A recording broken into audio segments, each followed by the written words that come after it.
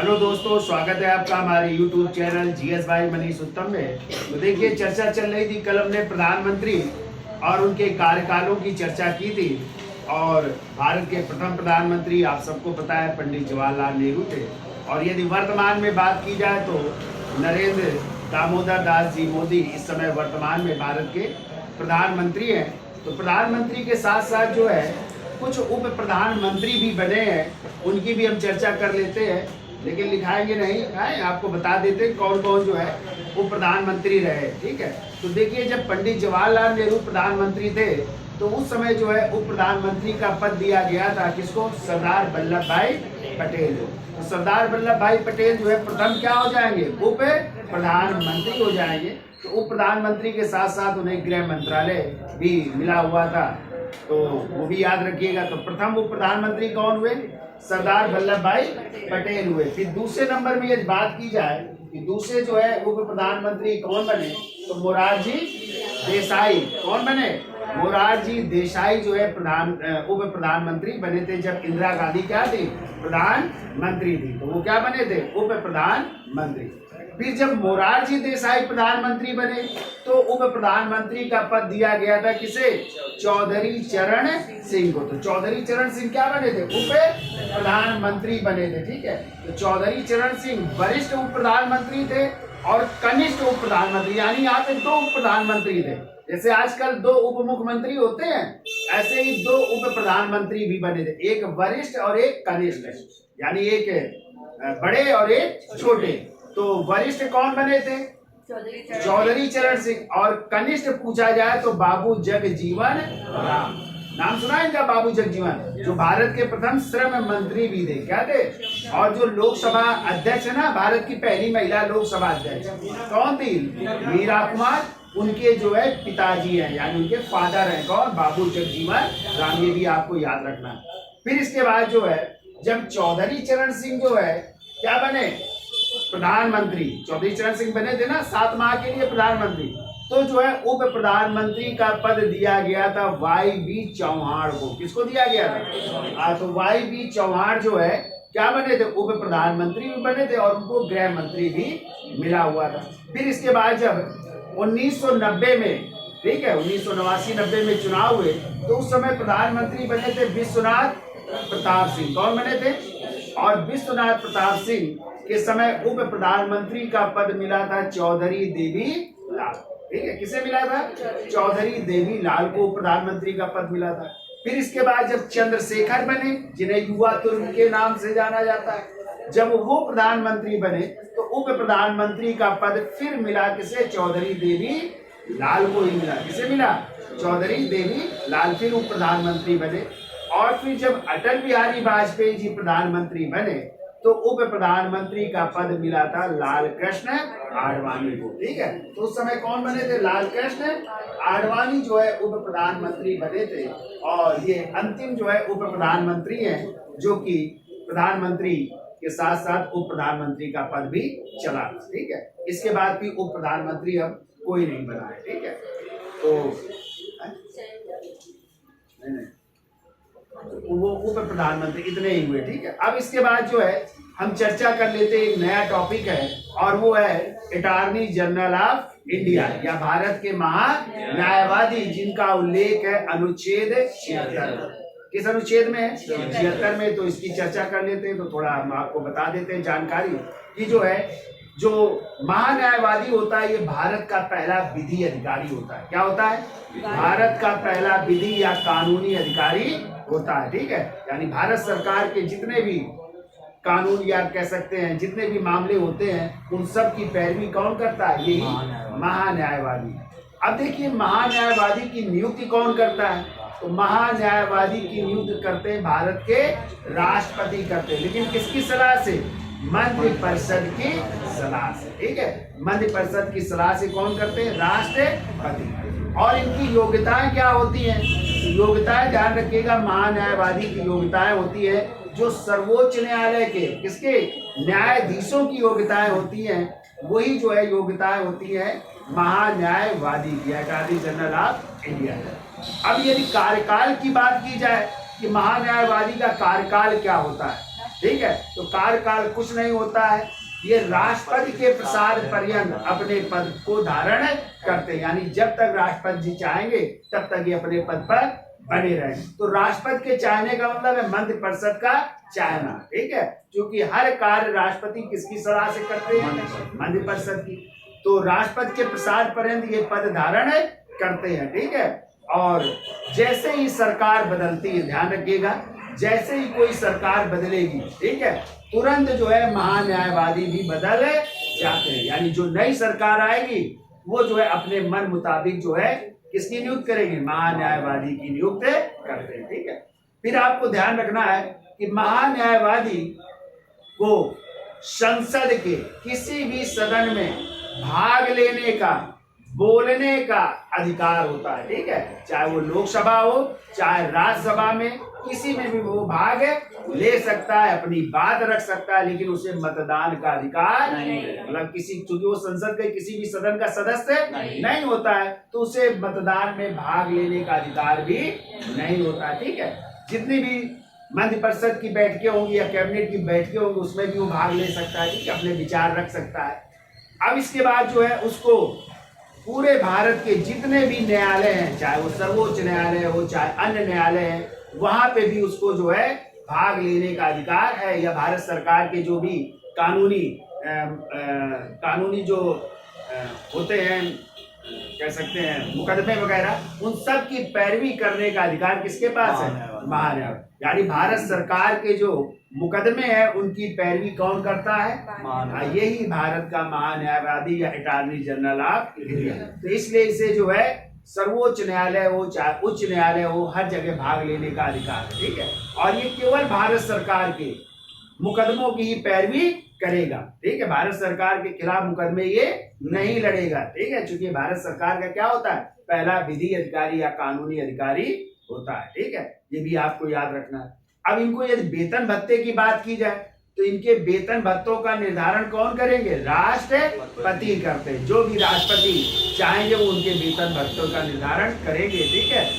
और अब ये बात की जाए इनकी सहायता के लिए कौन होता है, तो इनकी सहायता के लिए 2 सॉलिसिटर जनरल होते हैं और अतिरिक्त सॉलिसिटर जनरल भी इनकी सहायता करते हैं, ठीक है। तो 2 तो होते हैं सॉलिसिटर, और सॉलिसिटर जनरल भी वो होता है जो कानून के क्या होते हैं, ज्ञाता होते हैं, यानी उनको कानून के बारे में जानकारी होती है, वही क्या होते हैं, सॉलिसिटर जनरल। और कुछ अन्य अतिरिक्त सॉलिसिटर जनरल होते हैं जो इनकी सहायता करते हैं, ठीक है। तो इतनी चीजें याद रखनी है। और पहला पॉइंट तो याद रखना है आपको कि ये पद कहाँ से लिया गया है, तो ब्रिटेन से। कहाँ से लिया गया है, ब्रिटेन से लिया गया। और ध्यान रखिएगा जो ब्रिटेन का कानून मंत्री होता है, जो विधि मंत्री होता है, वही वहां पे जो है अटॉर्नी जनरल ऑफ, वहां का अटॉर्नी जनरल होता है या महान्यायवादी होता है। कहाँ का, ब्रिटेन में। यानी ब्रिटेन का विधि मंत्री या कानून का जो मंत्री होता है वो वहां का क्या होता है, महान्यायवादी होता है। जबकि अपने भारत में महान्यायवादी की नियुक्ति अलग से की जाती है। अपने यहाँ कानून मंत्री या विधि मंत्री जो है भारत का महान्यायवादी नहीं होता, उसकी नियुक्ति अलग से की जाती है। तो इसके बारे में चर्चा कर लेते हैं और समझ जाएंगे आप लोग। तो पहला तो पॉइंट लिखिए या हम समझा देते हैं, ठीक है, लिखिए नहीं, आप पहले समझ लो फिर इसके बाद चर्चा करते हैं, ठीक है। तो लिखो, समझिए, यह पद ब्रिटेन, यह पद ब्रिटेन से लिया गया, ब्रिटेन से लिया गया है, ठीक है। और दूसरा पॉइंट याद रखिएगा, ब्रिटेन के कानून मंत्री या विधि मंत्री, कानून मंत्री या विधि मंत्री वहां के क्या बनते हैं, महान्यायवादी बनते हैं, ठीक है, महान्यायवादी बनाए जाते हैं। जो भी ब्रिटेन का विधि मंत्री होगा या कानून मंत्री होगा वो वहां पे जो है क्या बनाया जाएगा, महान्यायवादी, ठीक है।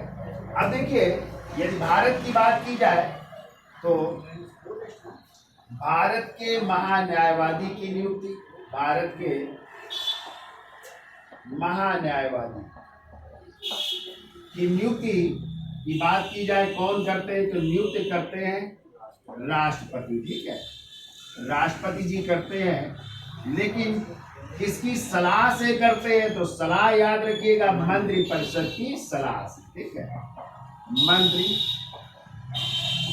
परिषद की सलाह से, मंत्रिपरिषद की सलाह से जो है राष्ट्रपति महान्यायवादी की नियुक्ति करते हैं। ठीक है, अब देखिए महान्यायवादी ध्यान रखिएगा भारत सरकार का पहला विधि या कानूनी अधिकारी होता है। ठीक है, देखो अगला, यह भारत सरकार का, यह भारत सरकार का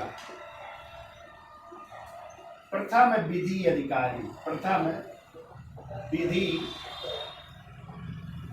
या कानूनी अधिकारी होता है, प्रथम विधि या कानूनी अधिकारी होता है। प्रथम विधिक या कानूनी अधिकारी होता है भारत का महान्यायवादी। ठीक है, अब देखिए इसका यदि कार्यकाल पूछा जाए कितना होता है, तो कार्यकाल राष्ट्रपति के प्रसाद पर्यंत, राष्ट्रपति के प्रसाद पर्यंत ये पद पर बना रहता है। ठीक है, तो राष्ट्रपति के प्रसाद पर्यंत का मतलब जब तक मंत्रिपरिषद जाएगी तब तक जो है ये अपने पद पर बने रहेंगे। ठीक है, लेकिन जैसे ही सरकारें बदलती हैं, ठीक है, तो सरकार बदलने पर महान्यायवादी भी बदल जाते हैं। ठीक है, महान्यायवादी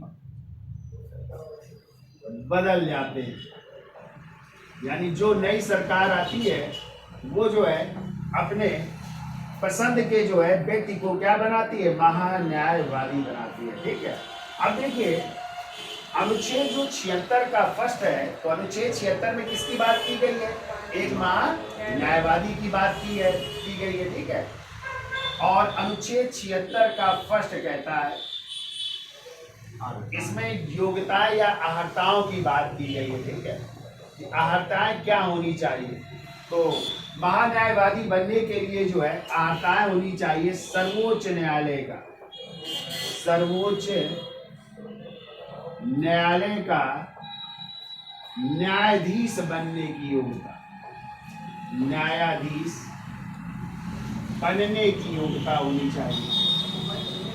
यानी जो सर्वोच्च न्यायालय के न्यायाधीश की बनने की योग्यता है वही क्या होनी चाहिए, महान्यायवादी की योग्यता है। अब यदि आ जाए सर्वोच्च न्यायालय के जो न्यायाधीश हैं उनकी योग्यताओं का उल्लेख किस अनुच्छेद में है, अनुच्छेद 124 के थर्ड में, किसमें है, अब तो जो न्यायाधीश की योग्यता है वही इनकी भी योग्यता होनी चाहिए। तो न्यायाधीश की योग्यताओं का उल्लेख किसमें है, 124 के थर्ड में।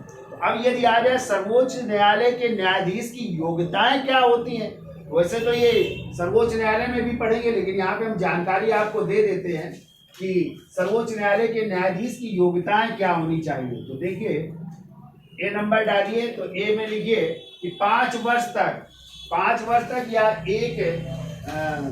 5 वर्ष तक जो है एक या अधिक उच्च न्यायालय में क्या रहा हो, न्यायाधीश रहा हो। ठीक है, तो 5 वर्ष तक एक या अधिक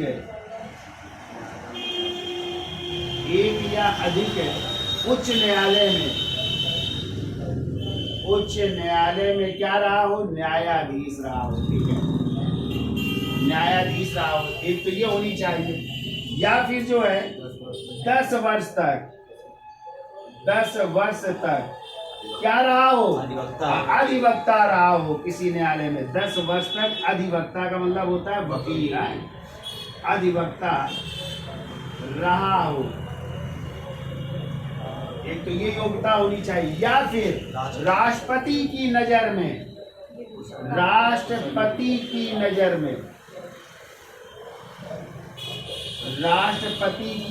में कुशल विधिवेत्ता हो, कुशल विधिवेत्ता, यानी उसको जो है कानून का क्या हो, ज्ञान हो, ठीक है, ऐसे व्यक्ति को ही क्या बनाया जाएगा, सर्वोच्च न्यायालय का न्यायाधीश। और वही योग्यता किसकी होनी चाहिए, भारत के महान्यायवादी, यानी वो 5 वर्ष तक क्या रहा हो, एक या अधिक उच्च न्यायालय में न्यायाधीश रहा हो, या 10 वर्ष तक जो है क्या रहा हो, वकील वकालत कर रहा हो, या अधिवक्ता रहा हो, या राष्ट्रपति की नजर में क्या हो, कुशल विधि वेदता हो, ठीक है। अब देखिए अनुच्छेद जो 76 का 2 है, अगला ध्यान रखिएगा, अनुच्छेद 76 का 2 कहता है कि जो है महान्यायवादी जो है राष्ट्रपति द्वारा निर्देशित विषयों पर भारत सरकार को क्या देगा, सलाह देगा, ठीक है। तो लिखिए महान्यायवादी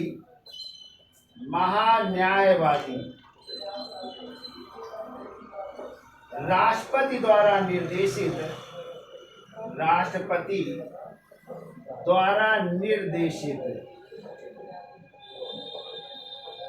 विषयों पर सरकार को सलाह देगा, ठीक है, सरकार को सलाह देगा। तो कैसी सलाह, कानूनी सलाह, ठीक है, जो ये कानूनी का ज्ञाता होता है तो कानूनी सलाह देगा, ये कहता है 76 का 2, ठीक है। फिर हमने आपको बताया था कि ये राष्ट्रपति के प्रसाद पर्यंत पद धारण करता है, ठीक है। तो इसका उल्लेख यदि पूछा जाए तो इसका उल्लेख अनुच्छेद 76 के 3 में, ठीक है, किसमें है, सॉरी 76 के 4 में है, ठीक है, 76 के 4 में है कि राष्ट्रपति के प्रसाद पर्यंत अपने पद को धारण करता है, ठीक है। इसके कार्यकाल का कोई उल्लेख नहीं मिलता है। और हमने आपको बताया था जैसे ही मंत्रिपरिषद त्याग पत्र देती है तो इसका भी त्याग पत्र स्वीकार कर लिया जाता है, या फिर सरकार जैसे ही बदलती है इसका भी पद क्या हो जाता है, समाप्त हो जाता है, ठीक है। फिर देखिए इसको बिगाड़ दें,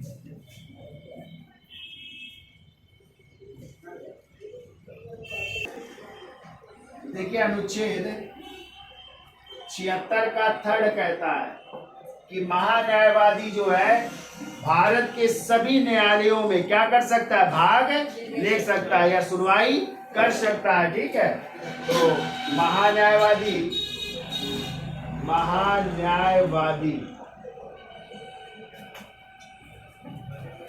भारत के किसी भी न्यायालय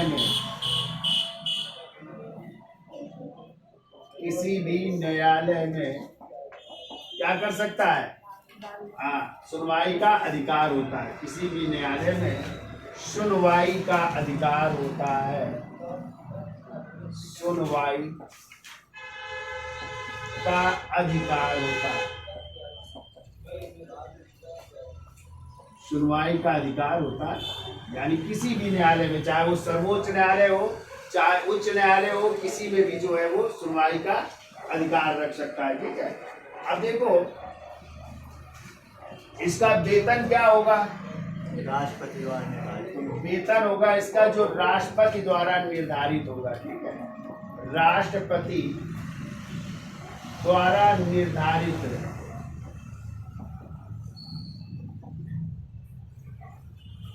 वेतन इनको दिया जाएगा, ठीक है। तो राष्ट्रपति द्वारा निर्धारित वेतन दिया जाता है। इसका संविधान में कोई उल्लेख नहीं है कि इनको कितना वेतन दिया जाएगा, जो राष्ट्रपति जी निर्धारित करेंगे वही उनका वेतन होगा, ठीक है। फिर देखो अनुच्छेद 88, ये याद रखिएगा, अनुच्छेद 88 क्या कहता है, अनुच्छेद 88 कहता है कि वो मंत्रिपरिषद की बैठकों में क्या करेगा, भाग लेगा। तो मंत्रिपरिषद की बैठकों में, मंत्रिपरिषद की बैठकों में भाग लेगा, ठीक है। फिर हमने आपको बताया था कि संसद के किसी भी सदन में भाग लेने वह बोलने का अधिकार होगा, वह बोलने का अधिकार, बोलने का अधिकार, परंतु मतदान का अधिकार नहीं होगा, परंतु मतदान का अधिकार नहीं। ठीक है, यानी संसद की कार्यवाहियों में वो भाग ले सकता है, बोल सकता है, अपने विचार रख सकता है, लेकिन उसे मतदान का अधिकार नहीं दिया जाएगा। ठीक है, ये आप याद रखिएगा। ठीक, क्योंकि वो मध्य परिषद का कोई सदस्य नहीं होता है, ना किसी संसद के किसी भी सदन का सदस्य होता है, इसलिए उसे मतदान का अधिकार नहीं होता, सिर्फ अपनी बात रख सकता है। ठीक है, अब देखो महान्यायवादी की सलाह देने के लिए हमने आपको बताया था कि महान्यायवादी को सलाह देने के लिए सॉलिसिटर जनरल,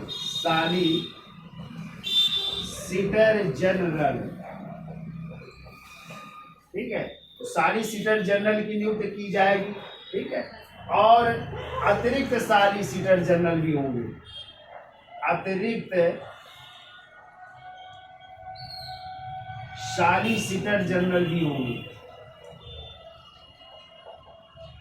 तो ये भी कानून के जो है विशेषज्ञ होंगे, तो ये जो है सलाह देंगे किसको, महान्यायवादी को जो है सलाह देंगे। ठीक है, अब देखिए इस समय यदि बात की जाए कि इस समय जो है भारत के अटॉर्नी जनरल ऑफ इंडिया कौन है, भारत के महान्यायवादी, तो आर वेंकट रमणी है। कौन है, आर वेंकट रमणी है। जबकि प्रथम जो है महान्यायवादी कौन थे, प्रथम महान्यायवादी MC सीतलवाड़ कौन थे। हाँ, तो कुछ लिख लो, जैसे प्रथम यदि आ जाए महान्यायवादी, प्रथम है महान्यायवादी, प्रथम महान्यायवादी थे MC सीतलवाड़ थे। ठीक है, MC सीतलवाड़ थे, और इनके यदि टाइम की बात की जाए तो 1950 से 1963 तक रहे, 1950 से 1963। ठीक है, फिर जो है वर्तमान में तो 16वें क्रम के हैं, तो इस समय जो है वर्तमान में यदि बात की जाए 16वें नंबर के हैं, और उनका नाम है आर वेंकट रमणी है, आर वेंकट रमणी साहब हैं इस समय, और ये अभी बने हैं 1 अक्टूबर 2022 से, 1 अक्टूबर 2022 से अब तक जो है ये जो है भारत के महान्यायवादी है। ठीक है, और ऐसे राज्यों में कौन होते हैं, महाधिवक्ता, जिन्हें एडवोकेट जनरल कहते हैं, और उनका उल्लेख है अनुच्छेद 165 में। किसमें है, अनुच्छेद 165 में। ठीक है, तो उनकी भी हम चर्चा कर लेंगे। तो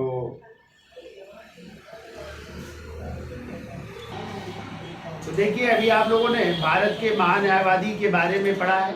अगले हैं महाधिवक्ता या एडवोकेट जनरल, और महाधिवक्ता का उल्लेख है अनुच्छेद 165 में। जैसे आप लोगों ने पढ़ा कि जो महान्यायवादी थे वो भारत सरकार के प्रथम क्या थे, विधि अधिकारी थे।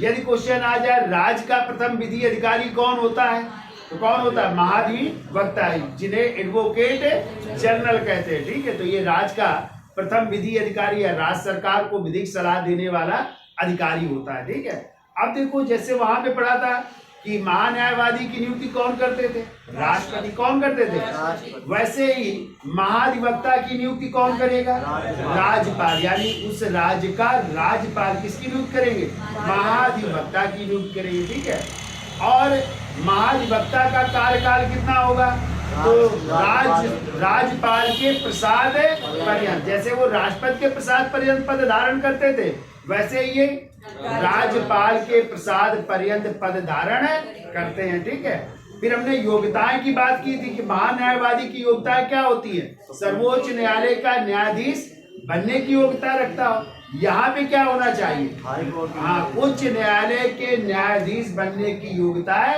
होनी चाहिए। और उच्च न्यायालय के न्यायाधीश की योग्यताओं का उल्लेख किस अनुच्छेद में है? तो 214 के थर्ड में। जैसे वहां पे क्या था 124 के थर्ड में, यहाँ पे कहाँ पे है 214 के थर्ड में। किसकी योग्यता है? उच्च न्यायालय के न्यायाधीश की योग्यता है। तो वही योग्यता इनकी भी होनी चाहिए। तो क्या होती है योग्यताएं? तो योग्यताएं होती है कि वो भारत का क्या हो, नागरिक हो, और 10 वर्ष तक क्या होना चाहिए, न्यायिक पद पर रहा हो, या फिर 10 वर्ष तक वो उसने वकालत की हो या अधिवक्ता रहा हो लगातार। ये इसकी जो है योग्यताएं होती हैं। ठीक है।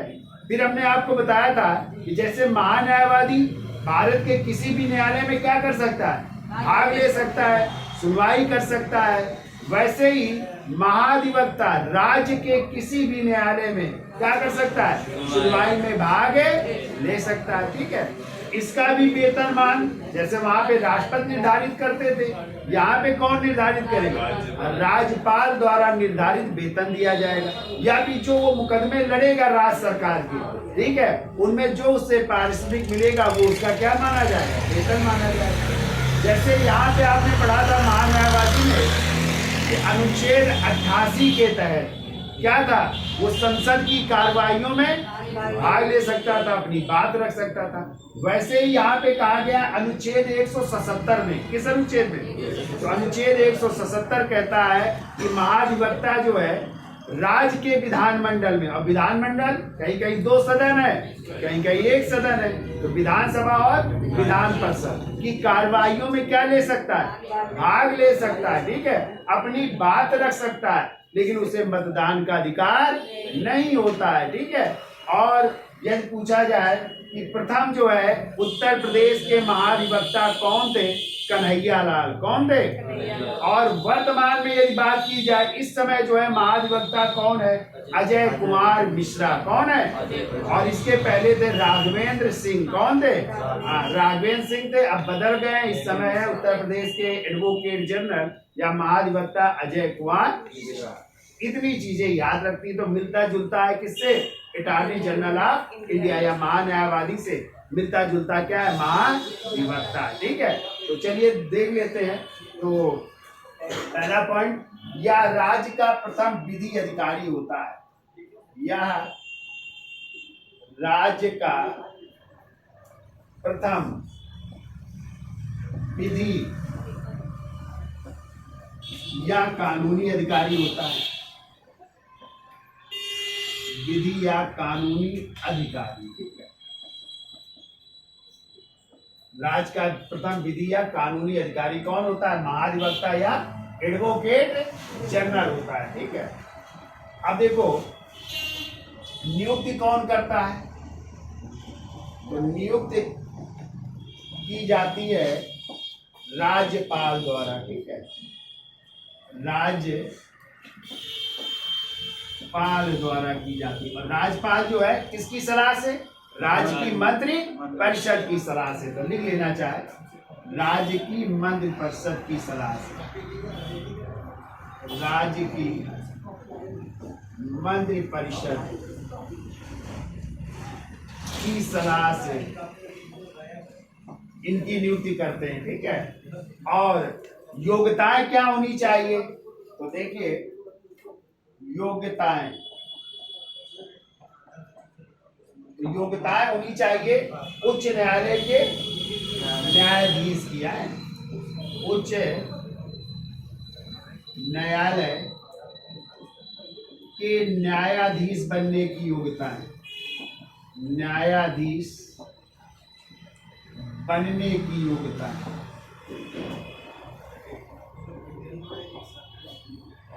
बनने की योग्यता है। और उच्च न्यायालय के न्यायाधीश का उल्लेख कहाँ पे? अनुच्छेद 214 के थर्ड में। किसमें है? 214 के थर्ड में। तो क्या क्या योग्यताएं होनी चाहिए? तो पहला तो भारत का नागरिक हो, भारत का नागरिक होना चाहिए। दूसरा 10 वर्ष तक किस पद पर रहा हो? न्यायिक पद पर रहा हो, न्यायिक पद पर रहा हो,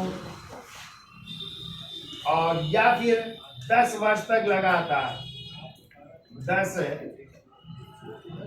वर्ष तक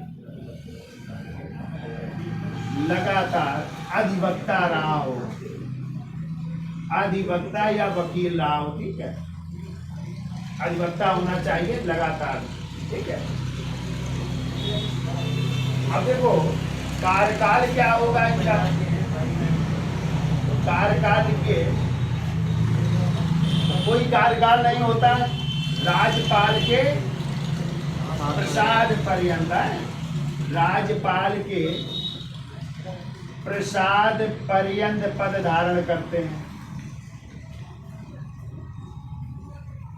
पद धारण, ठीक है। और जैसे ही मंत्रिपरिषद बदलती है ये भी त्याग पत्र दे देते हैं, ये याद रखिएगा। जैसे ही मंत्रिपरिषद बदलती है, नई सरकार बनती है, ये भी क्या देते थे? त्याग पत्र दे देते हैं, ठीक है। और इनका वेतन, तो वेतन लिख लीजिए, राज्यपाल द्वारा निर्धारित है, राज्यपाल द्वारा निर्धारित, तो जो राज्यपाल द्वारा निर्धारित किया जाता है वेतन, वो इनका वेतन होता है, ठीक है। फिर देखो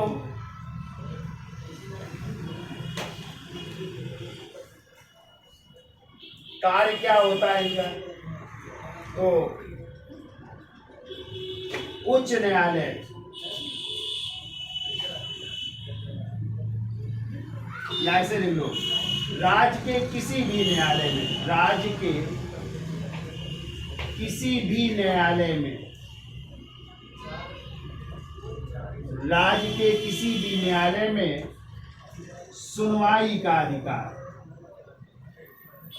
सुनवाई का अधिकार होता है, किसी भी न्यायालय में सुनवाई कर सकते हैं, ठीक है। राज्य के यानी जिस राज्य की जो है महाधिवक्ता होते हैं, उस राज्य में किसी भी जो है न्यायालय में सुनवाई का अधिकार होता है।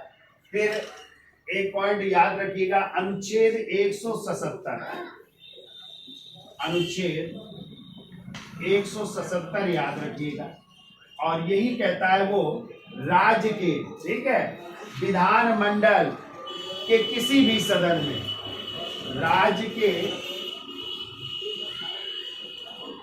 विधानमंडल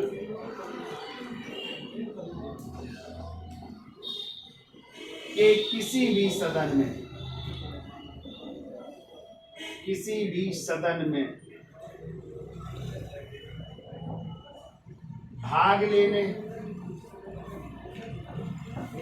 का, बोलने का अधिकार है,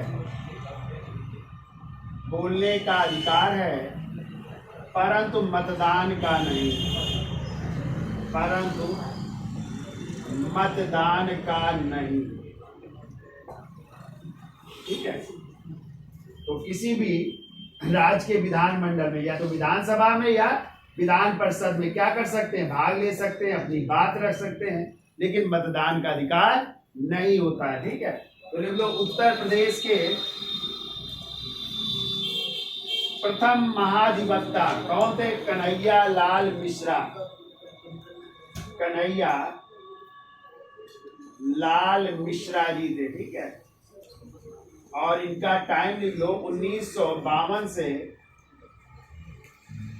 1969 तक रहे, ठीक है, ये पहले थे। फिर इसके बाद जो है वर्तमान में लिख लो अजय कुमार मिश्रा हैं, अजय कुमार मिश्रा, और इनका टाइम अभी 10 मई 2022 से है, 10 मई 2022 से है ये, ठीक है।